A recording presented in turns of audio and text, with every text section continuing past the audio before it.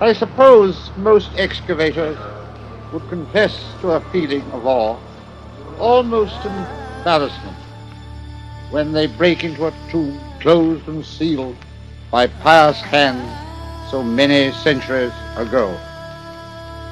33 centuries had passed since human feet last trod the floor on which we stood, and yet the signs of recent life were around us.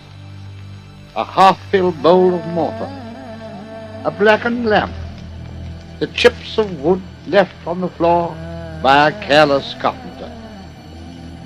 We had penetrated 2 chambers, but when we came to a golden shrine with doors closed and sealed, we realized that we were in the presence of the dead king. We were to witness a spectacle such as no other man in our times had been privileged to see. I carefully cut the cord, removed the precious seal, drew back the bolts, and opened the door, when a second shrine was revealed, even more brilliant in workmanship than the last. With intense excitement, I went forward and unbolted the inner door. They slowly swung open, and there, filling the entire area within, stood an immense yellow quartzite sarcophagus.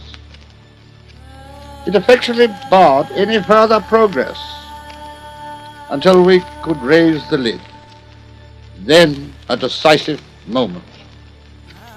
None of us but felt the solemnity of the occasion. In a dead silence, the huge lid, weighing over 1.25 tons, was raised from its bed. Light shone into the sarcophagus, but how disappointing! The contents were completely covered by linen shrouds. But as the last shroud was rolled back, a gasp of wonderment escaped our lips. So gorgeous was the sight that met our eyes. A golden effigy of the young king of magnificent workmanship filled the whole of the interior. This was but the lid of a series of 3 coffins, nested one within the other, enclosing the mortal remains of the young king Tutankhamun. Laid on that golden outer lid was a tiny wreath of flowers, as it pleased us to think the last farewell offering of the widowed girl queen to her husband. Among all that regal splendor, everywhere the glint of gold, there was nothing so beautiful as those few withered flowers. They told us what a short period 3,300 years really was. But yesterday and tomorrow.